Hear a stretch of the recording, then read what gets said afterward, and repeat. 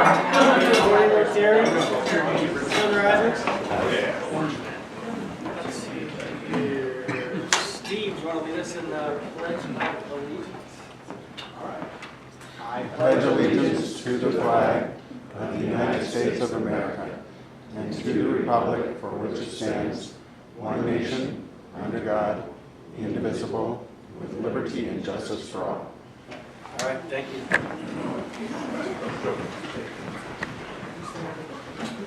All right, well, we're going to start out today with some more Sojourning Sunrisers, and actually with that, I would like to give a warm welcome back to Mr. Scott Hiller here. Yeah!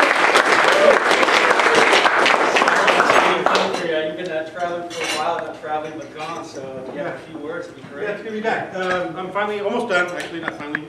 End of the month I take Michael to Syracuse University where he's going to study architecture, so we had a good last 15-month run, and he graduated high school and got accepted to the school of his choice. And, I'll be back for sure by the end of the month. And, it's good to see you all. I really missed everybody. Good to have you back, Scott. Do we have any other travelers? I see, Greg, were you in Santa Cruz a while back? I was in Santa Cruz last week where I enrolled my son in the permanent parental poverty program in Santa Cruz, and then the day after that we jumped out of a plane, which is why I'm walking so slow. Wow. He landed on his feet with his guy. I decided to make a butt-sized crater. So I'm walking the damage tail, but that was a lot of fun. That sounds exciting, to say the least. Any other travelers? Yes, sir. I just got back from a 2-week vacation in Bonaire scuba diving. Nice. Oh, that's good. No pictures. No pictures or anything? Anything I don't have an underwater camera. It was very memorable. The coral reef down there is really healthy, and you can shore dive, so we got 30 dives in. It was great. Wow, that's good to hear. 30, huh? All right. We have my daughter here traveling tomorrow to Denmark. So it's got a great story, but the last time here till probably May when she's back. Oh, wow. All right. We look forward to hearing all about your travels. Thank you. I'll keep you guys updated. Really, really excited. Yeah. All right. Anybody else? Barbara. Well, we didn't go far, but I had to work in Crescent City last Thursday, Friday, and this Monday and Tuesday. So we took our Eurovan and camped up at Harris Beach, and then we took my car. So I just got in my car and drove to work in Crescent City, and then drove back out to Harris Beach. Nice, nice. How's the Eurovan working out? We love it. We highly recommend it. All right. I'm going to take actually one step back and let's go to back to guests. Do we have any guests here this morning? Morning, Lake Southwest Eureka. All right. Darren and Deborah on Sunset again. Happy to introduce our speaker for today, Steve Satan. You'll be hearing from him later. All right, and guests of mine in the back, we have Ryan Kirker from Coast Central. Sandra Wagner from HAF. I have my granddaughter, Anna. All right, both and you don't, I mean, we already got to know you over. So, Jenny Sunriser's birthday. So, Romy is not here, but Dick, you want to take the mic? And we do have a birthday, Terry, so. Yeah. All right. Rarely do I do a song for you that is unaudited, unscrewed up. So, but this one's going to be, this is a command performance.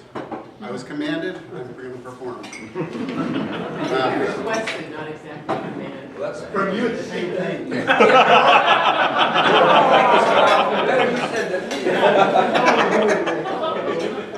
Your whim is my command. Clark, this day, has turned 64. So, I'm gonna do a little bit of a Beatles song. Actually, I'm gonna do the whole thing, but you're gonna wish that I did. Welcome to Sing Along. This time there's no special lyrics. It's all what you remember from back when 64 was so far away. Yeah. And when I do get older, losing my hair, I know it's going to be many, many years from now. But help me out here.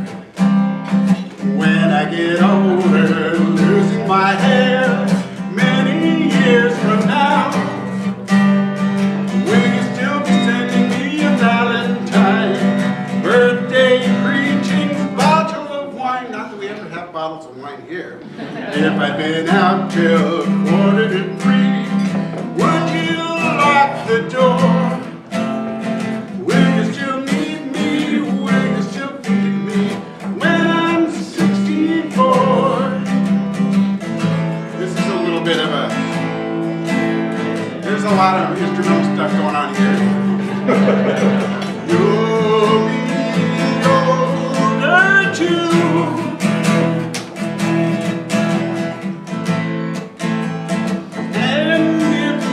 Say the word, I could stay with you.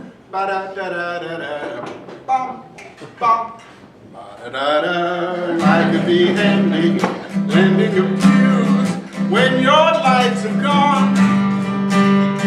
You can knit a bottle, sweater by the fireside.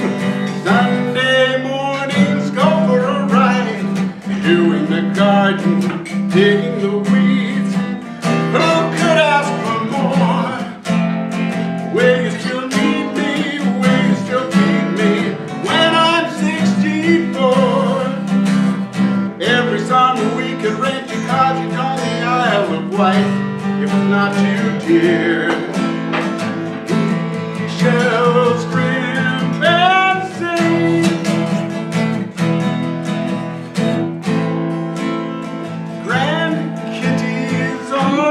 Your name, Vera, Chuck, and David. Bum, bum. Everybody.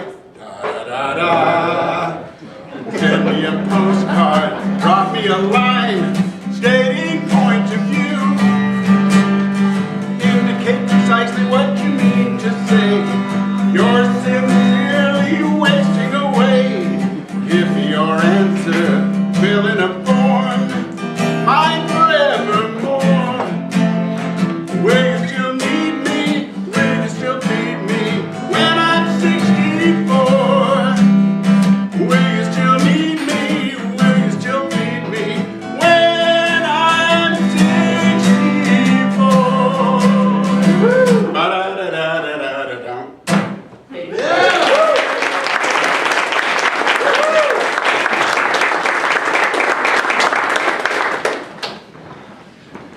Happy birthday, Tim.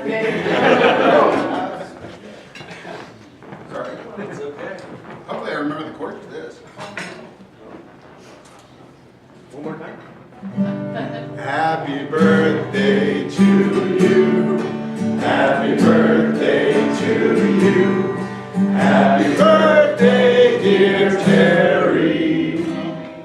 Happy birthday to you.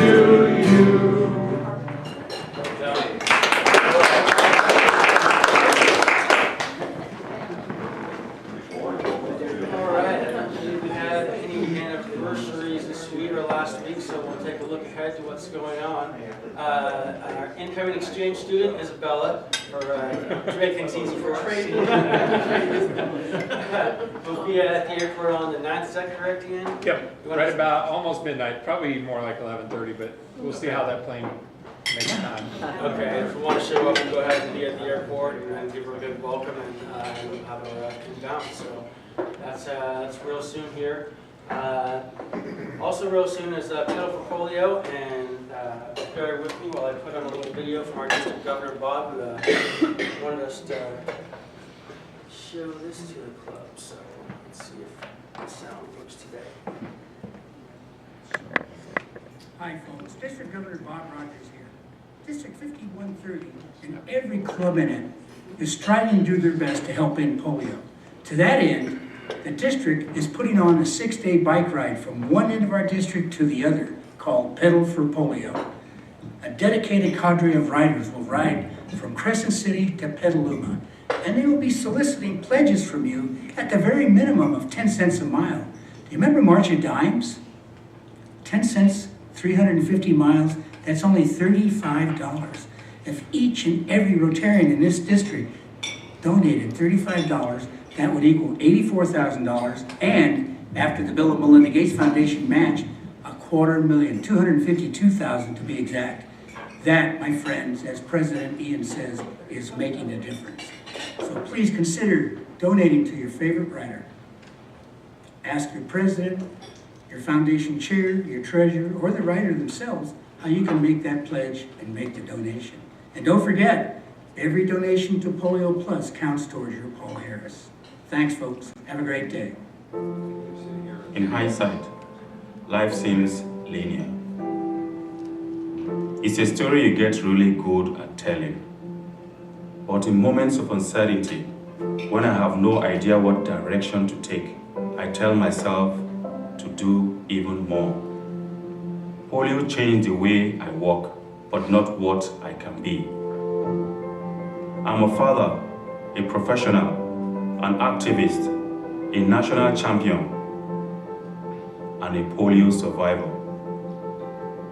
My father told me it's not where you start that matters, it's how you finish.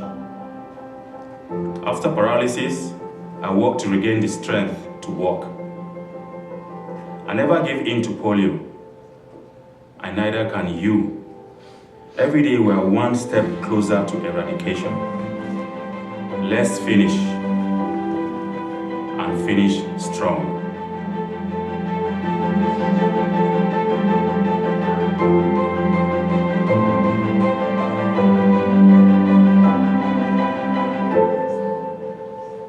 Congratulations to Rotary on the 30th anniversary of the Polio Plus program. Thanks to Rotarians' vision in 1985 of a polio-free world and your unwavering commitment and determination, we've made incredible progress.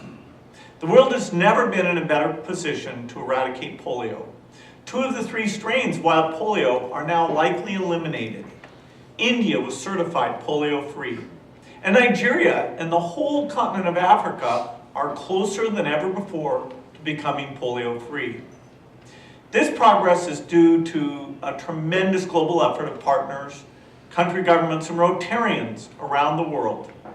The Gates Foundation is committed to the goal of polio eradication, and we are proud of our amazing partnership with Rotary. As we near the finish line, the work is harder than ever, and Rotary's support is more important than ever. You are vital advocates for polio eradication. Thank you for 3 decades of support for fighting polio and for your ongoing commitment to ensure that no child ever again suffers from this crippling disease. Polio eradication will be a gift for generations to come.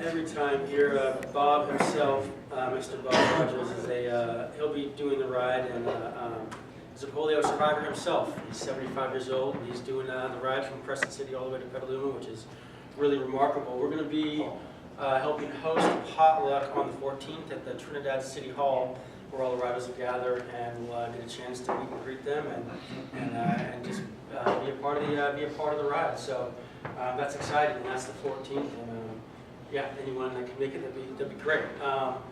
Also coming up is the 4th annual Kevin Ebert Memorial Run. That's Sunday, 8/27 at 9 a.m.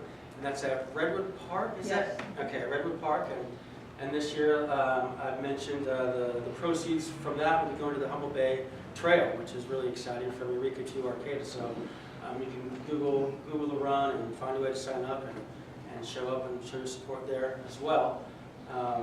We also have the Out of Darkness walk coming up. So I know Romy put together a team for that, and I don't know if everyone got the email, but she sent it out last week. Matt, did you want to say anything about that?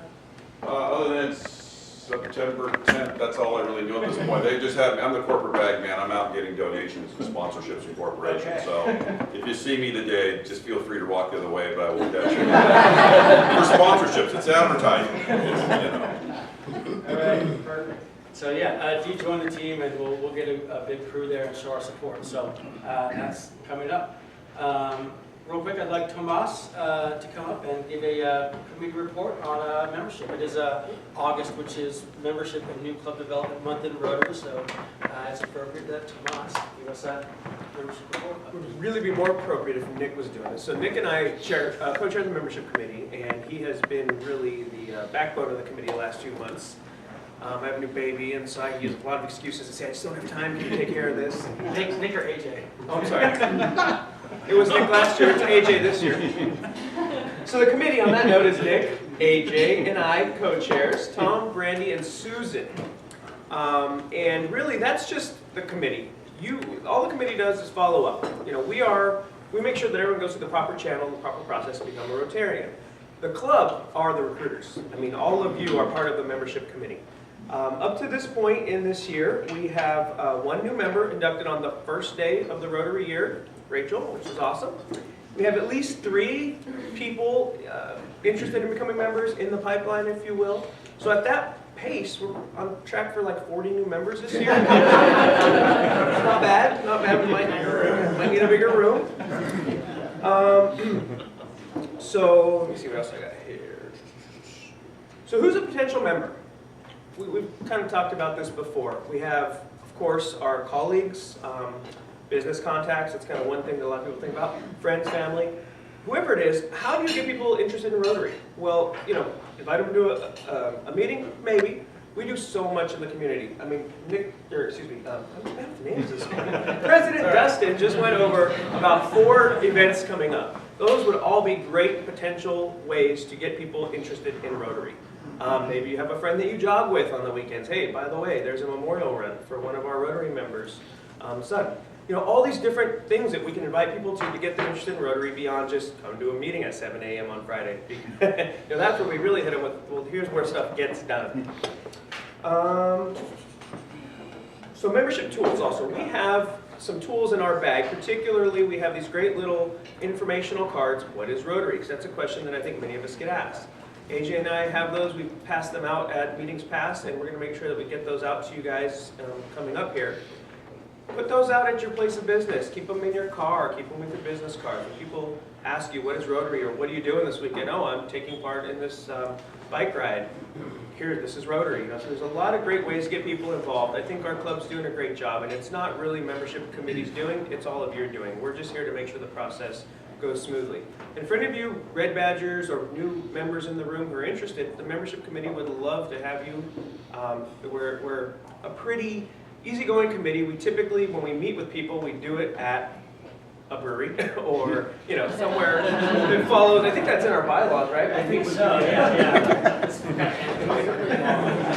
And on that note, actually, we're going to get together soon. Tom Tejas came up with a great idea that I really think that we'd like to implement. And that is, we're going to try to choose dates ahead of time, perhaps 2 times a quarter, maybe once a month. We're not sure yet. Where we're going to say, okay, this is the date the membership committee is meeting at this location. So our goal will be to funnel people in there, because we found it's difficult when we have these potential members and suddenly we're all in the email, can somebody meet Thursday? And it's a nightmare. But this way we'll have more organization, we'll have some dates that we can give all of you club members and say, oh, our membership committee's meeting. If you have a potential member or someone who's interested in joining the club, you have something to shoot for to get them to a membership committee meeting where they will learn more about the club, learn about what it costs to be a Rotarian, what we do for the community and for the world at large. So membership committee is pretty busy. AJ and I are happy to lead, but really it's all of you that make it possible. So thanks, and here's to a good year of 40 new members.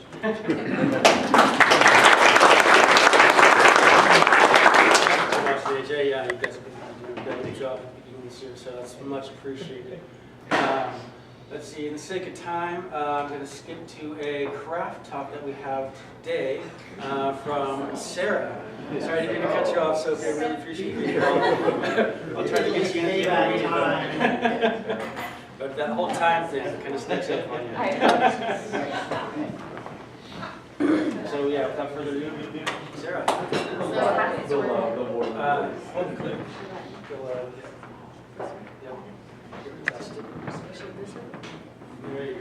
So, I was born in Fortuna, California in 1882. This is my family, and I'm that little girl on the, back in the 80s, everybody had the long hair, but the man with the long hair with the beard, and that's my mom right in front of me, and my little sister with the blonde hair. So that's me with the bird.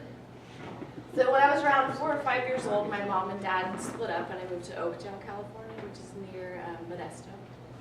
I lived there for a couple years, San Jose, Uriel, San Jose, Oakdale. And then I moved back up to Humboldt County in 1998. So I'm one of 4. On the left there, on the top left is my brother and my sister Jalissa. They're half siblings. And then my sister and I in the center, the brown hair and the blonde hair, we're full siblings, the same dad. I had a little dark period when I was in junior high school. You can see that. So I got married right after high school at 18 years old. I had my daughter, and then I started College of the Redwoods. This is a family reunion photo. That was really cute. This is my mother. And so when I started College of the Redwoods with a 12-month-old baby, I thought that what I wanted to do really was to be a preschool teacher, because that's like the one thing that you can do and take your child to work with you. I really didn't want to put her in daycare. So there's some really good mentors out there. There was a brand new lab that was developing that was specially designed to teach people how to be teachers, and there was like Cheryl Rao and Sydney Larson and all kinds of people that were like super prominent members in the community that knew a lot about child development.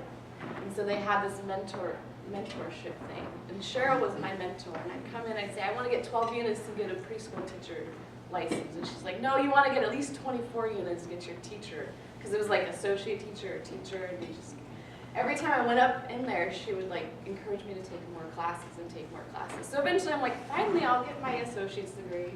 So I kept going to school. I got a job there as a teacher, as an assistant teacher, and then I bumped up to full-time, full teacher. And I got pregnant again with my son, Asher. We kind of look alike. So this is my daughter on the left. She's now 16 years old, and my son, Asher. This is when she graduated 8th grade. She's a little bit taller than me. There's my niece, Shiley. At some point during my childhood, my sister continued to have children. She had about 7 children. Wow. And so as I was going through preschool education, I was also kind of turning into a social worker. And so as a preschool teacher, you kind of like have to be a parent educator or social worker. You hand out free clothes, whatever a family needs. You just kind of mutate into this like teacher, social worker kind of thing.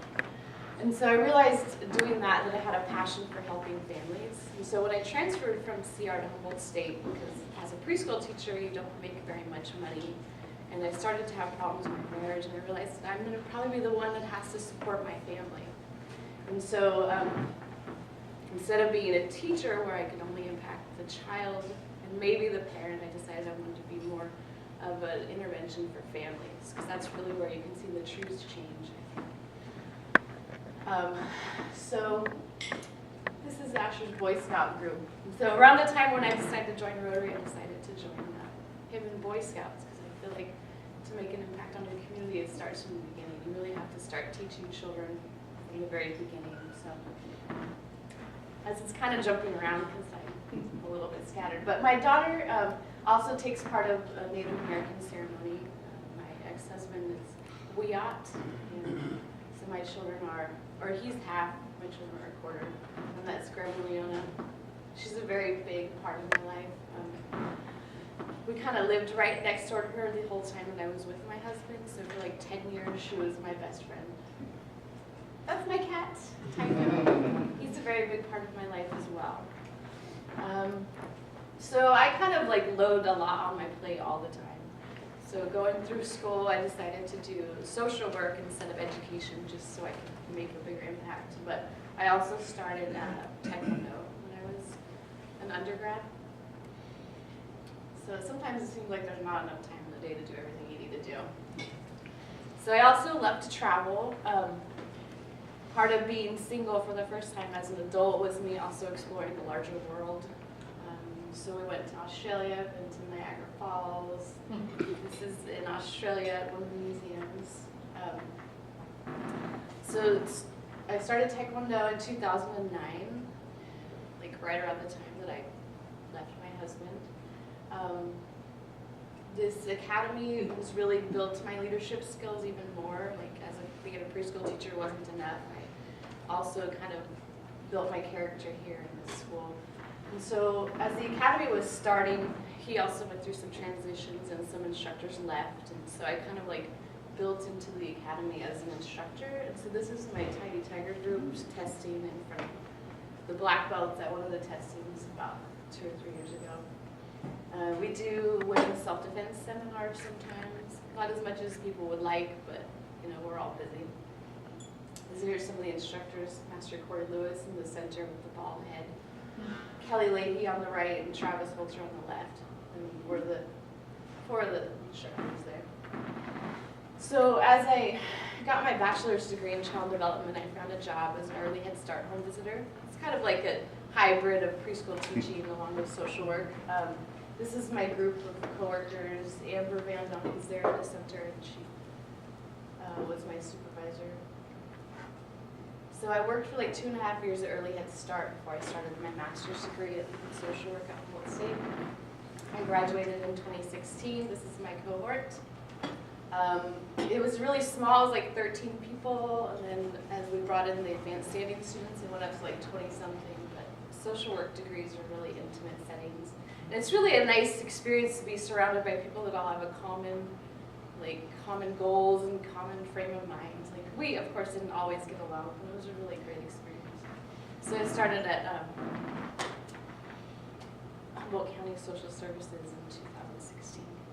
While I was an undergrad, I also did an internship as a school counselor. So I might mutate into something like that. I'm also studying for my license test to become an LCSW. I take the law and ethics exam tomorrow. And so eventually I'd like to be a counselor of young children and specialize with 0 to 8. And then as I work through that, because I think that people need to constantly evolve their careers, I'll probably do college teaching at some point. That's it.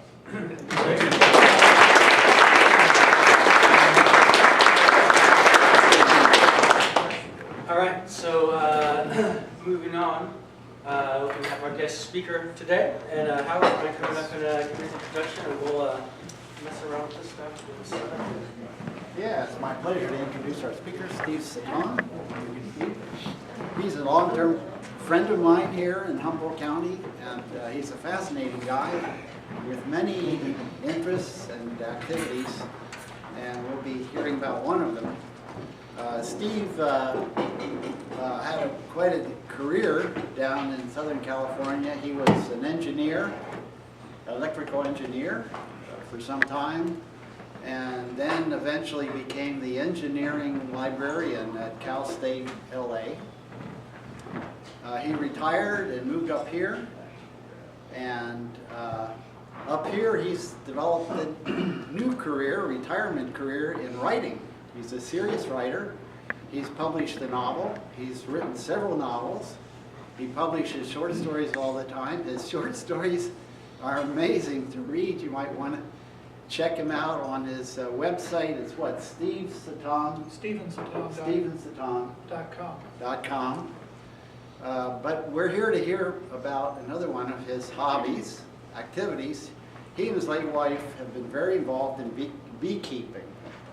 And it occurred to me that you might find it very interesting to hear about that subject. It's an unusual subject, and it's a very, very positive activity, helping our planet, helping all of us, the bees and our flowering plants. So please let us give a warm welcome to Steve Saton.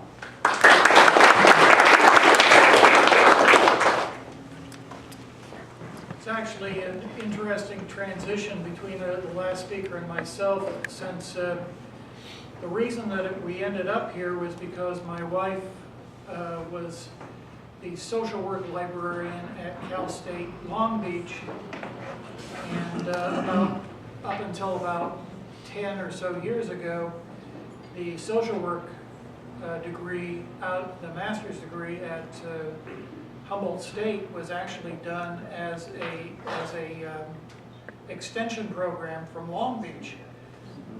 So the reason that we came up here was because my wife came up here to show the social work students at Humboldt State how to use the Cal State Long Beach library remotely. And we just kind of fell in love with the place. So I've been up here for about 14 years, and about 2 or 3 years after we moved up here, my wife took the course the extension course at Humboldt State on beekeeping. Every year, about somewhere between 30 and 50 of your neighbors take the extension course at Humboldt State on beekeeping, and out of those, about between half and 2/3 of them will end up buying their equipment and becoming beekeepers, hobbyist beekeepers. So, what's a hobbyist beekeeper as opposed to a commercial beekeeper? Well, it's kind of, you've heard of the 1%. Well, there's a 1% in beekeeping as well. The hobbyist beekeepers have about 1% of the hives and are about 99% of the beekeepers. The other 1% of the beekeepers, the commercial ones, have thousands of hives each. They truck them around across the country. Approximately 80% of the hives in the United States end up in the Central Valley each year for the almond pollination. And that will come back when I talk about colony collapse disorder. But professional beekeepers tend to make their money off of pollination services and not off of honey. It's when you come out here to the square and buy your honey from the people in the square, most of those are small commercial or hobbyist beekeepers. In Humboldt County, the largest beekeepers we have are approximately 100 to 200 hives. So we don't have any really large beekeepers in the area. We have a whole lot of small beekeepers. So getting into beekeeping can be kind of an expensive hobby. You need to buy some protective gear. At a minimum, you have to have a veil. You don't want to get stung in the eye. But most people will buy some kind of a protective suit, some gloves. That'll run you about $100. You have to buy what's called the woodenware, which is the actual boxes for your hive and the frames in it. And that'll run you around $300 to $400. And then you have to get yourself some bees. And believe it or not, they sell them at a pound. And you can see there the box there that they normally come in. And they will come in 3 and 4 pound weights. And you buy yourself 3 or 4 pounds of bees and start your hive with them. That'll run you about $150 to buy a box of bees. Pretty much all the bees sold commercially come from the Central Valley, where we have huge numbers of commercial beekeepers who actually buy and sell the bees that are shipped around the entire country.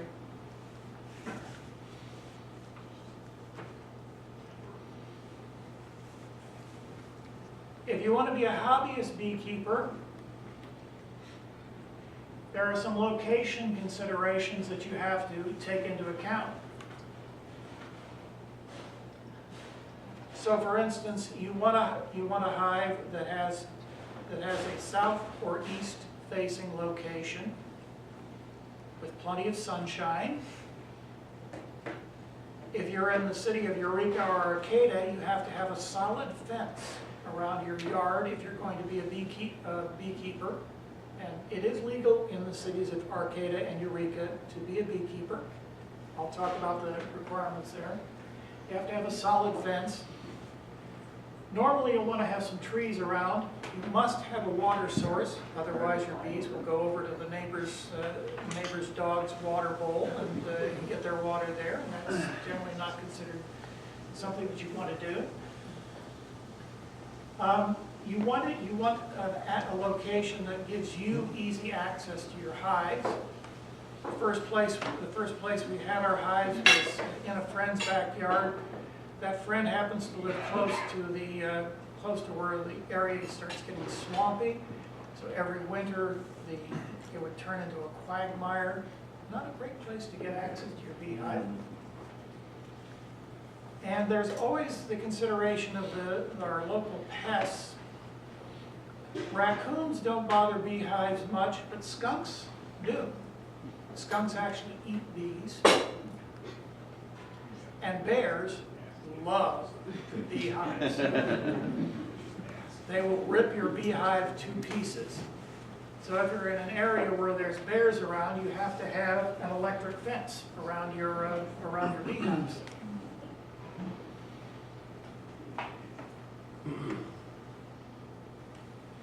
Eureka has a beekeeping ordinance.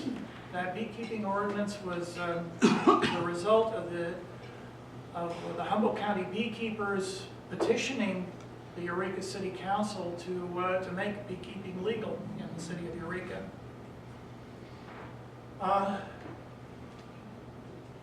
Several of the Mike Newman, for instance, and some of the staff on the city of Eureka and Arcata actually came out and looked at our, at that time, illegal beehives in our backyard to see what it was like and how much it would intrude on the neighbors. And they came up with an ordinance based on the ordinances around here. And the ordinance requires that you have that if you're going to have beehives in the city of Eureka, and the same holds for the city of Arcata, that you can have up to 4 beehives in your backyard. It must be in the backyard.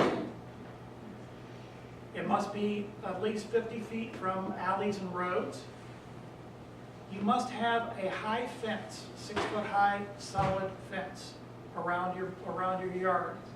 This is to encourage your bees to fly upward rather than flying across your neighbor's yard.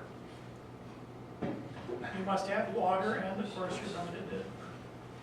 There is a permitting process in the city of Eureka where the animal control comes out and takes a look to make sure that you've gotten everything okay and issues you a permit. The city of Arcata does not require the permit, but it does have the same restrictions on its ordinance. So everybody in the city of Eureka and Arcata can have up to 4 hives in your backyard.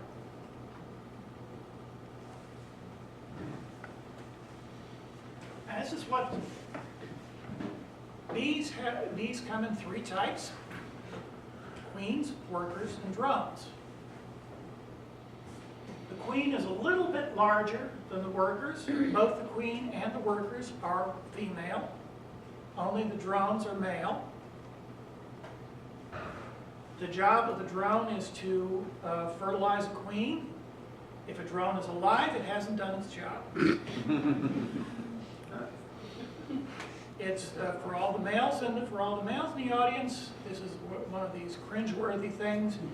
In the process of mating, certain equipment gets ripped out, and the drone dies. So. This is not the best job in the hive.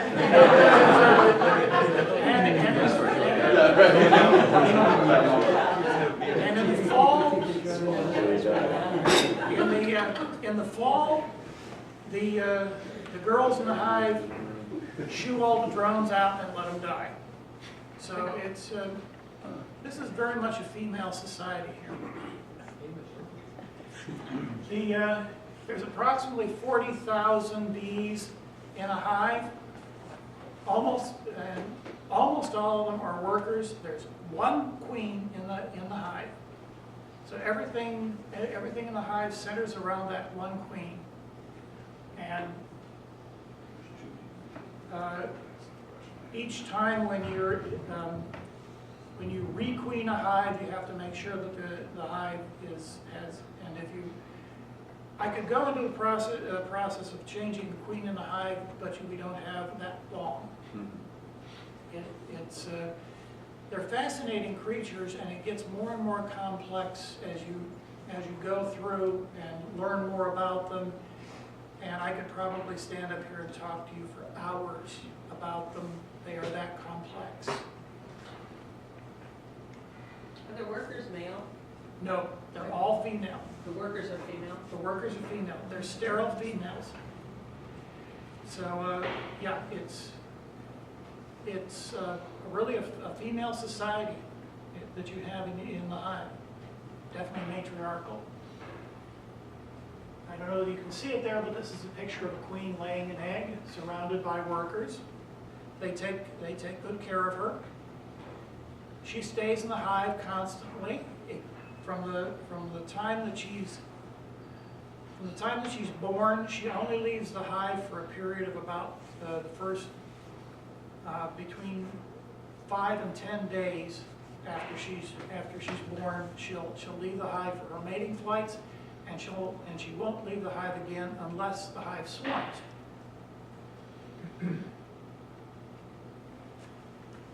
Now, the first thing everybody says is, "Oh, I got stung by a bee." Generally speaking, that's not true. Most of the time, if you're stung, it's not by a bee. Bees don't want to sting you. It kills them when they sting you. They only do it as a defensive measure. So, if you've been stung by something, it's probably a wasp. Wasps can sting you multiple times. So if you're looking here, you can see that this is your honeybee, and what you were probably stung by is one of your wasps, and particularly yellow jackets, which are endemic around here and love to sting you. And sting you multiple times. Most people who get stung, they will say, "Oh, I'm allergic to bee stings because it's swelled up." No, you're not. If you're allergic to a bee sting, what happens is you start to feel faint, you're breathing, you have breathing problems, or the swelling becomes massive. That's when you're allergic to a bee sting. In most cases, if you're stung by a bee and it swells, that's just a normal reaction. Believe me, having been stung by bees numerous times, I know that that's a normal reaction.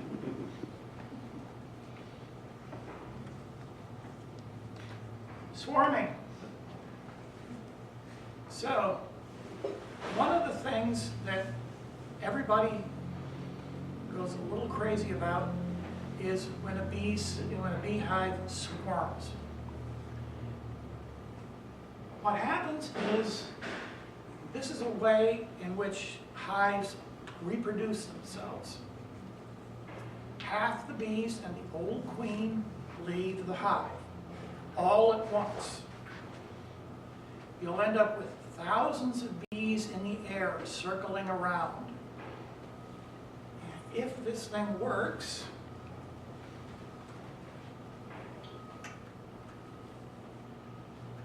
well, it didn't work. 'Cause I had a video of a swarm in here. Let's see whether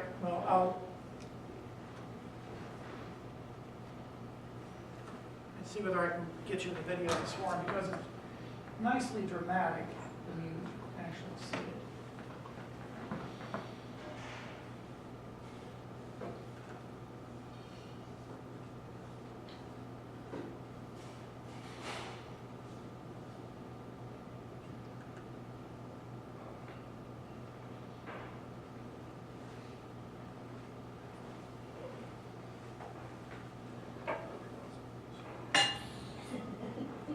Fine.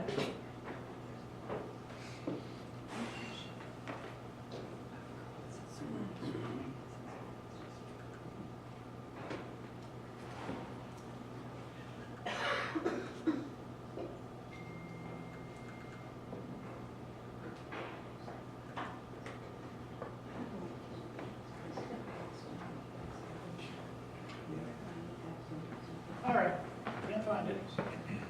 Back this way.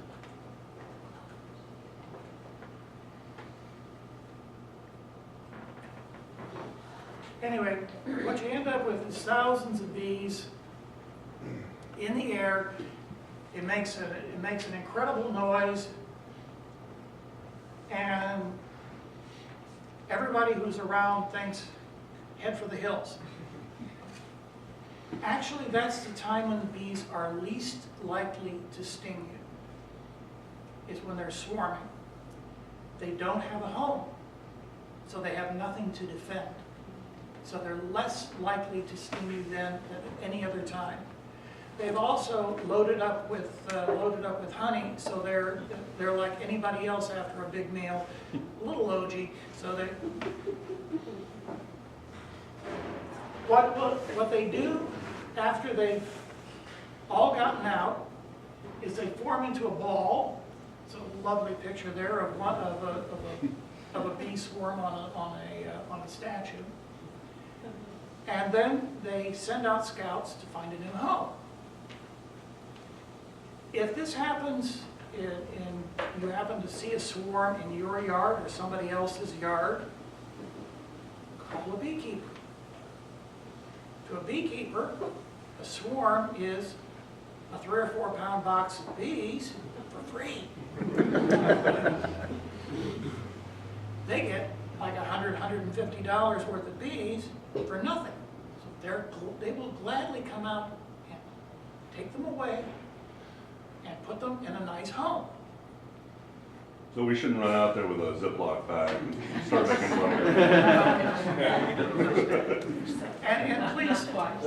And please don't go out there with your insecticide or with a hose or something like that. Please don't do that. HumbleBeekeepers.org has a list of people who will come and take the swarm away, and they'll do it quickly, efficiently, and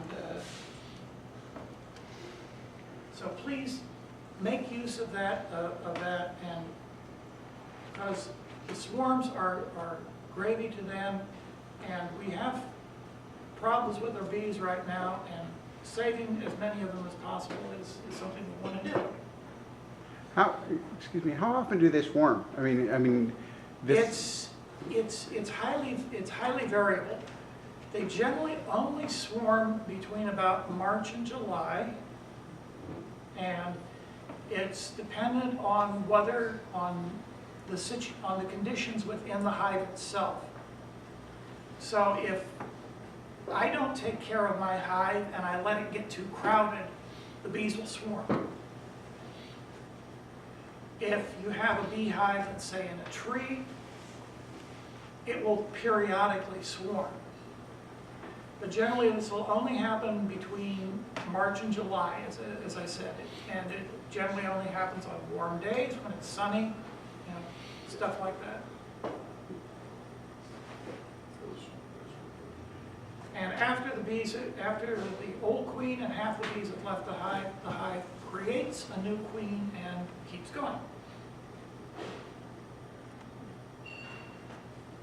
So I was talking about the fact that there's a problem with bees. Some of you have probably heard of colony collapse disorder. Colony collapse disorder seems to be getting better recently. And that part of that is, but it still exists. Part of the reason it's getting better is because we found new methods of treatment for some of the problems. Colony collapse disorder has a combination of causes. Part of it is due to diseases in pests. There are a number of diseases and pests that have started to occur with bees since the mid-1980s and 1990s. So for instance, there's a bacterial disease called nosema that affects bees that's only been around since the 1980s. Starting in the 1990s, a pest called the varroa mite has started to show up. It was originally a pest that only occurred on Asian honeybees and managed to get imported, and it changed its genetics enough that it could infest European honeybees. And now it's a major, major problem. If a hive has varroa mite and it's not taken care of, the hive will die. That's how bad it is. There are pesticide problems, and especially neonicotinoid pesticides, which you've probably heard about. They've been banned in Europe because they're so bad for honeybees. And there's a problem with the fact that the major those commercial honeybee people tend to move their hives around to different places. And so for instance, when you get to the almond orchards, where about 80% of the hives are at, they set them in the almond orchards for about a month. And these bees have almond pollen and almond nectar to eat. It's good food, but it's like saying, let's all have carrots. Let's all eat carrots for a month. Only carrots. So they do not get a balanced diet when they're in places like that, which stresses them. So it's a combination of all of those things that cause colony collapse disorder. And it's being taken care of in part by doing things like finding organic treatments for varroa mite, which we now have. We now have organic treatments that take care of varroa mites, partially. So what are the rewards of being a hobbyist beekeeper? Well, obviously one of the rewards is honey. You may or may not get honey from your hives, depending on how the year is. I've had years when I got none. I've had years when I've got 80 pounds. And I only have, I only have 3 or 4 hives in my backyard. So you can get a lot of honey from your hives. There's the pollination services. Right now, I mainly keep my hives for the pollination services because I have a large number of fruit trees in my backyard. And something like 1/3 of all of our food crops are pollinated by various types of bees. Not just honeybees, because there's lots of native bees around the area and bumblebees and such. But the honeybees are a major source of pollination for about 1/3 of the crops. Pretty much all of your tree nuts, all of your tree fruits, most fruit, and pretty much anything but grasses are pollinated by bees. And there's also other hive products like wax, pollen, propolis that you can harvest from them. And one of the big rewards is just communing with nature and being a part of nature and helping out with nature. You may find it strange to think that a person would sit there and watch their hives, but it's actually very meditative to sit there and watch the bees coming in and out of the hives. And again, you can sit right there in front of them and watch them. They won't bother you. They don't want to bother you. So I thank you for your time, and if you're thinking about becoming a hobbyist beekeeper, what you will want to do is take the course, the extension course at HSU. It's offered every spring. And as part of the extension course, there's what they call a group buy, which they do for buying all of your protective gear, your woodenware, and the bees themselves. So it's a great way to get started as a beekeeper. And I would recommend it.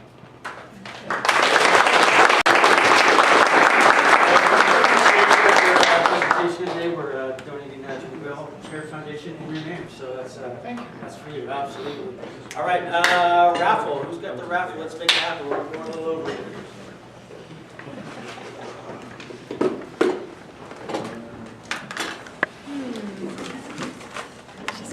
Would you like to hold the ticket since you never get to? Both of them? Sue with one. Here, I'm gonna let you read. Oh. So 816-390. Oh, how did you know? $5. All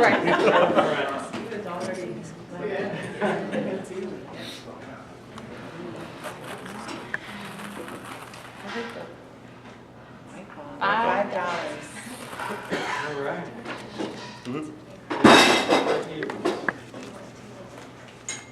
816-369. 369. Ash, all right.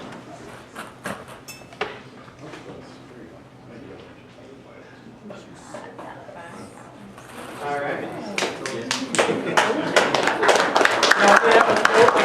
So for the sake of time, I think no more jumping out of planes or wear sunscreen. It's hot out there, so the quote today is gonna be careful. All